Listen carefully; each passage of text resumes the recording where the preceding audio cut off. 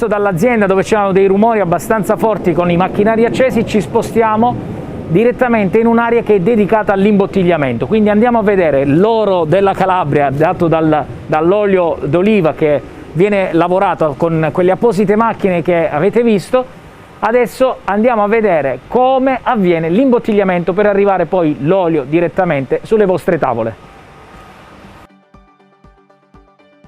Qui Gino siamo nella fase dell'imbottigliamento, che cosa avviene qui?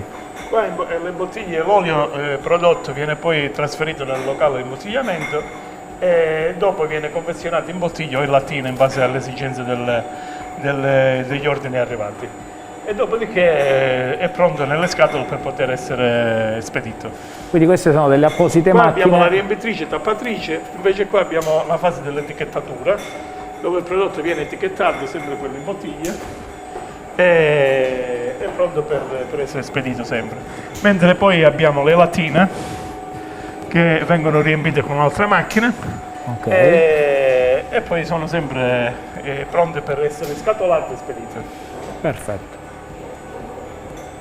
Qua adesso vediamo uscire le bottiglie. Senti, una volta quando non c'erano tutti questi macchinari come si faceva? Non c'era nemmeno l'idea poi di creare, di andare oltre, si fermavano a essere dei semplici frantoiani?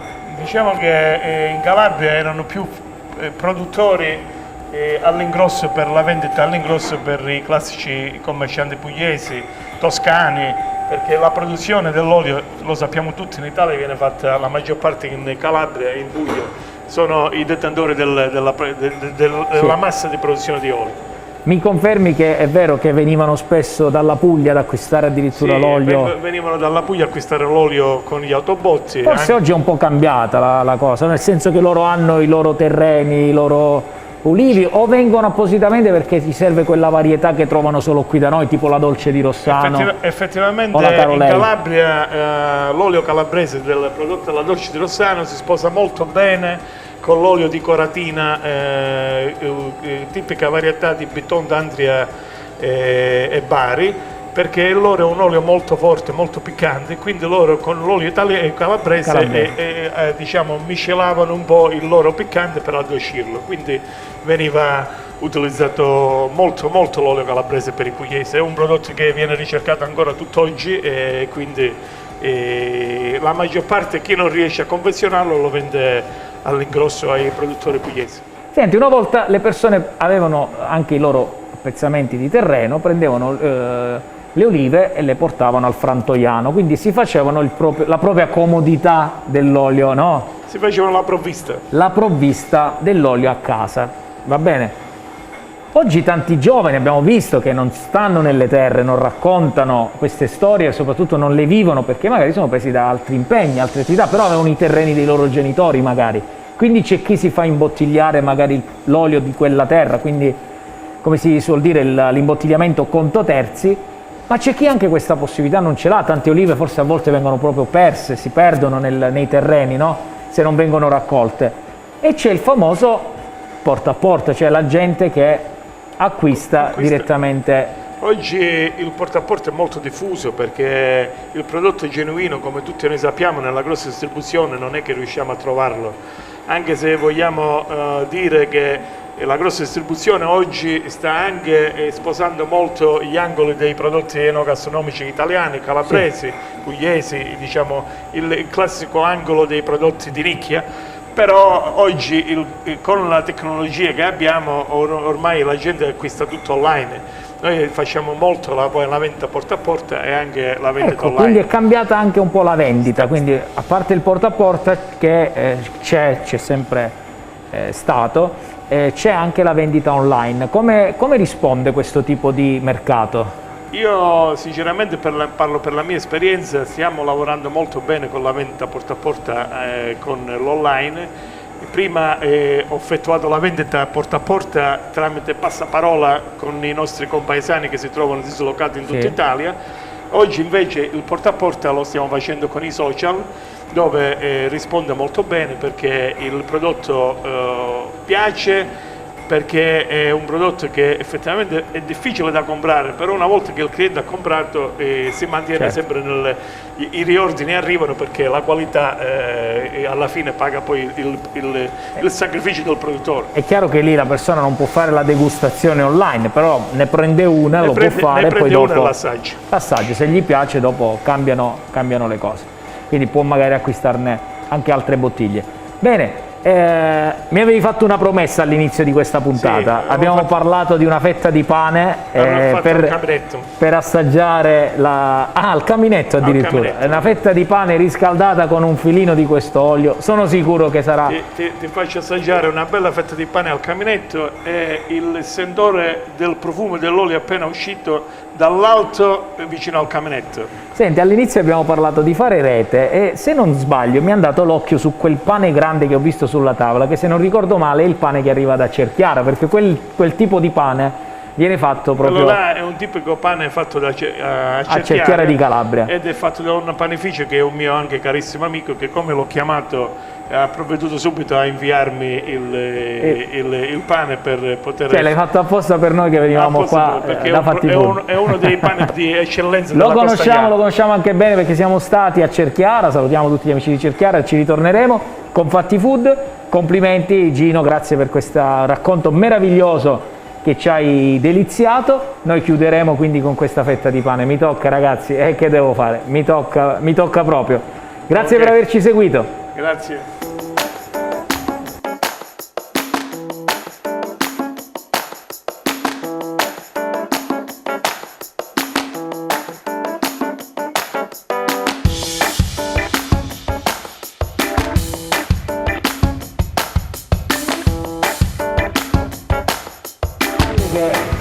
Questa scena, Gino, mi ricorda tanto il camino a casa dei miei nonni e spesso mia nonna, quando stavo con lei, mi faceva il pane con l'olio, così, ecco perché ho accettato subito questo invito. Poi io penso che con pane e olio si cresce bene, no? Che dici? Con pane e olio, io mi ricordo quando ero bambino passavo dal frantoio la mattina, prima di andare a scuola mi fermavo da mio padre e mangiavo sempre una fetta di pane d'olio prima di andare a scuola. La tradizione l'ho rimantenuta con mio figlio e lui prima di andare sempre a scuola come merenda utilizzava il pane d'olio perché è il prodotto più genuino, invece delle merendine che oggi abitualmente tutti si mangiano, i bambini, il pane d'olio è un prodotto salutare, ti fa crescere bene, ti fa vivere bene. E penso che mio figlio, come io ho superato mio padre con altezza, anche lui ha superato me.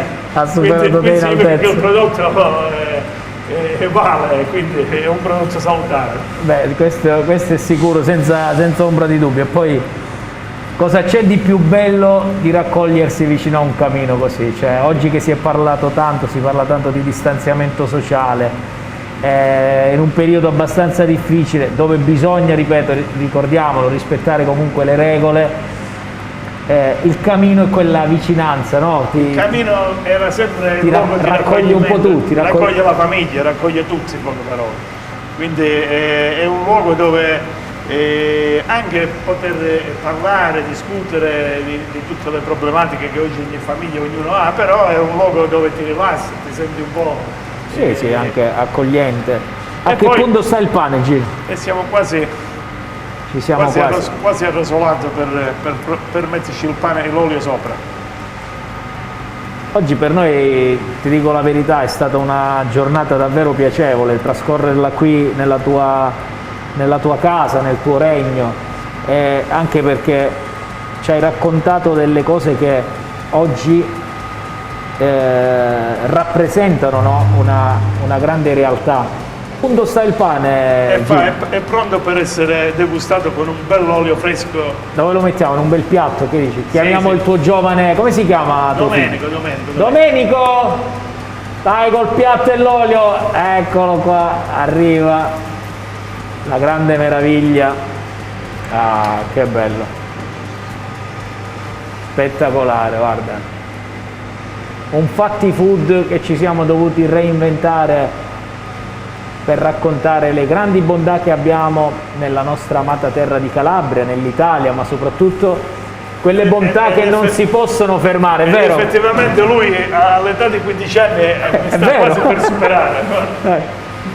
Loro, padre e figlio, io non mi posso avvicinare purtroppo per queste benedette distanze che ci impongono giustamente, quindi dobbiamo rispettarle. Però per poterlo Che bello vedere questa scena, papà e figlio con la fetta di pane appena... bisogna farci una bella degustata padre e figlio. Vai! Fatti Food termina qui dopo aver ascoltato una bellissima storia, quella di Domenico che è il fondatore di questa struttura, Gino che è ormai l'autore, il protagonista principale, l'addetto ai lavori, porta avanti questa grande struttura per portare sulle tavole degli italiani e non solo quest'olio prelibato di Calabria, e insieme al figlio, una scena bellissima, commovente. Mi sono veramente emozionato a vedere questa scena perché rappresenta quell'unione, quella condivisione, quell'ingrediente così importante che è il pane, che è vita, il pane che è gioia, il pane che è amore, mangiarlo insieme dal padre e dal figlio, quindi augurandogli che insieme possano regalare ancora tanto successo alla loro storia, alla loro azienda, ma soprattutto alla loro vita. Grazie per averci seguito.